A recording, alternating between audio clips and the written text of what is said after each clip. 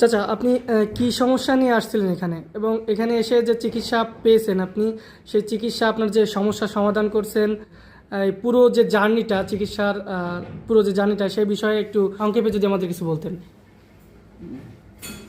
আমার এই প্রস্রাবের সমস্যা ছিল, প্রস্রাব বাধা আসতো, প্রস্রাব করতে বাধা আসলে আমি তখন আমার এক বন্ধু, তার নাম হলো ইহাইয়া, ও বললো যে আমি তো অমুক ডাক্তারের কাছে আমি খুব ভালো, আমার এইরকম হতো, আমি ওনার কাছে ভালো আছি, তুমি ওই জায়গা চলো। তা আমি ওনার কাছে আসলে উনি আমার একটা ওষুধ দিয়ে দেয়, ঠিক আছে তুমি অপারেশন করতে হবে তোমার। তা আমি সেইভাবে আর কি অপারেশন করার জন্যে আমি একবার ওনার কাছে খুলনা আসলাম। খুলনা আসলে আর একজন আমার নিয়ে গেলো আর এক ডাক্তারের কাছে। তো ওই জায়গায় ডাক্তারের কাছে নিয়ে গেলে পরে উনি অপারেশন করলো আমার। অপারেশন করার পরে অন্য অন্য ডাক্তার বললো যে তো অপারেশন তো করছে, কিন্তু ঠিকমতো তো করি নাই। যার কারণ আমি কিছুদিন বাড়ি যাইয়া যে একদিন প্রস্রাব একটু কেমন মোটামুটি একটু হলো, এই 2-10 দিনের ভিতর আবার প্রস্রাব বাধা আসলো। তখন আমি ওনার কাছে আসলাম, সেই ডাক্তারের কাছে, আমার প্রস্রাবটা এইভাবে ইয়ে হলো, কী হয়েছে?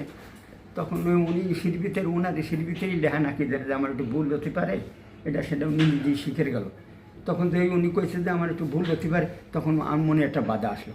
তখন আমার এই বন্ধুর কথা মনে উঠলো যে ও আমারও কইছিল যে আমি ভালো হয়েছি অমুক ডাক্তার নিরূপণ ডাক্তারের কাছে। আমি আর কি তখন আর কি ওই ওনার কাছ থেকে আমি চলে আসলাম এইটা নিরূপণ ডাক্তারের কাছে। উনি আসলে উনি বললো যে গোপালগঞ্জে দেখালো, ওই আমার ওদের জন্যে অন্য ডাক্তার বলে যে ওদের ইনফেকশনের জন্য ওদের তোমার ওই বিসি কোষ অন্ডকোষ বেরিয়ে গেছে। এবং উনি যে তোমার ওনার কাছে আসলাম, উনি কি একটু ওষুধ দিল, তা তো ইয়ে হলো না। ইঞ্জেকশন 10টা টানলাম, তারই ভিতরে দিয়ে আর কি পাকিয়ে গেছে অন্ডকোষ। আপনি এটা অন্য ডাক্তারের কাছে দেখা হয়েছে? হ্যাঁ, তারপর উনি ওনার কাছে আবার আসলাম। উনি বললো যে এটা অপারেশন করতে তাড়াতাড়ি আসেন আপনি। আমি আর কি সঙ্গে সঙ্গে খুলনা চলে আসলাম। খুলনা আসলে একদিন যেদিন আসলাম সেই দিন উনি আমার অপারেশন করলো। আমি ভালো করে দেবো তোমার হেরে। আমি একবার গেছি আর আমি বন্ধু নিয়ে গেছে, উনি বললো না ইনশাল্লাহ, মানে উপর আল্লাহ ইসি, এটা আমি ভালো করে দেবো, আমি অপারেশন করবো, আপনি আসেন। আমি আসার সঙ্গে সঙ্গে উনি সুন্দর অপারেশন করলো। এবং অপারেশন করার পরে ড্রেসিং করে কিছুদিন বেশি অপারেশন সাকসেস হয়ে গেল। ওই জায়গায় গা সারিয়ে গেল, মানে আপনার সমস্যাটা পুরোপুরিভাবে সমাধান হলো, ওটা সারিয়ে গেল, তাড়াতাড়ি সারিয়ে গেল।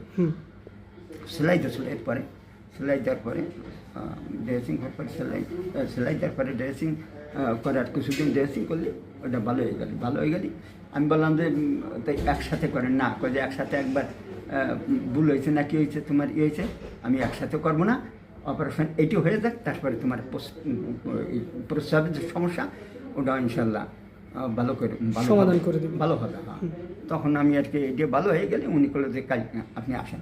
আমি তারপরের দিনই আর কি চলে আসলাম। এই 15-20 দিন ওই ড্রেসিং করার পরে আর কি ওনার কাছে আসলাম। উনি আর কি সেদিনকে আমার অপারেশন করে দিল। অপারেশন করলে আজ কত ধরেন 1 মাস হয়েছে। 1 মাসের ভিতরে আমার এই ওনার কাছে অপারেশন করার পরে ওই প্রস্রাব তো হইতে আসে না, এই জন্য নাভির নিচে দিয়ে ওই জায়গা প্রস্রাব করার জন্য, ক্ষণিকের জন্য, সাময়িকের জন্য ওই জায়গাটা দিল, যাতে আমি প্রস্রাবটা আপাতত করতে পারি। তারপরে যাতে আমার এই উনি আমার এই প্রস্রাবের নালির ভিতরে যে ইটের দোষল, পাইপ দোষল, ওইটা বাইট করে আবার এই একদিন পরে আবার এইটা বাইট করলো। এবং আমার দেখাই দিল ওই সময় যে প্রস্রাব হতো না, সেই যে একবার ইসির মতো প্রস্রাব হয়েছে। এখন আপনি স্বাভাবিকভাবে প্রস্রাব করতে পারছেন? হ্যাঁ, প্রস্রাব করতে পারছি, মানে প্রস্রাব খুব ভালো, আগের থেকেও ভালো করছে। প্রথম অবস্থায় যেরকম করতাম তার তো সুন্দর হয়েছে প্রস্তাব। এবং আমি খুব খুশি হয়েছি, ওনার জন্য দোয়াও করছি। এবং আমি অপারেশনের সময় আমার মনের ভিতরে ভালো লাগছে যে ইংরেজিতে কী করলাম আমার মনে নাই। কিছু কথা বললাম, ওনার দোয়া করলাম ইংরেজি, আমার মনে আছে নি ওনার, আমার বলা মনে নাই।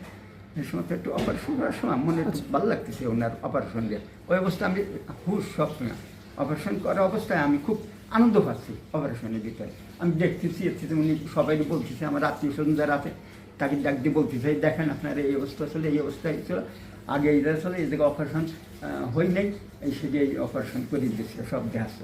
আমিও শুনতেছি, আমার আত্মীয় স্বজন সবাই সন্তুষ্ট, এবং আজ শেষ দিনই ক্ষতি হয়। এরপরও আসবো মাঝে মাঝে, আমার গোপালগঞ্জ যায় ওনার। এখন আমি বাড়ি যাব, কাল বাড়ি যাব। আমি খুব সন্তুষ্ট, ওনার জন্য দোয়া করছি, আরও দোয়া করি যে উনি একজন নামকরা বাংলাদেশের ভিতরে একজন শ্রেষ্ঠ ডাক্তার হোক।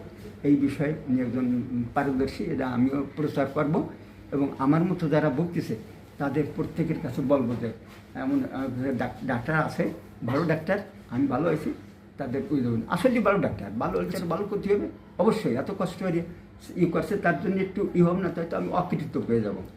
তার নামটা বলবো না, আল্লাহর কাছেও দোয়া করি, আর সবার কাছে নামটা দেবো, যাতে ভালো চিকিৎসক হইয়া আমার মতো সুন্দরভাবে বাড়িতে তোমার সুস্থ পরিবারের সাথে স্বাভাবিকভাবে জীবন কাটাতে পারে।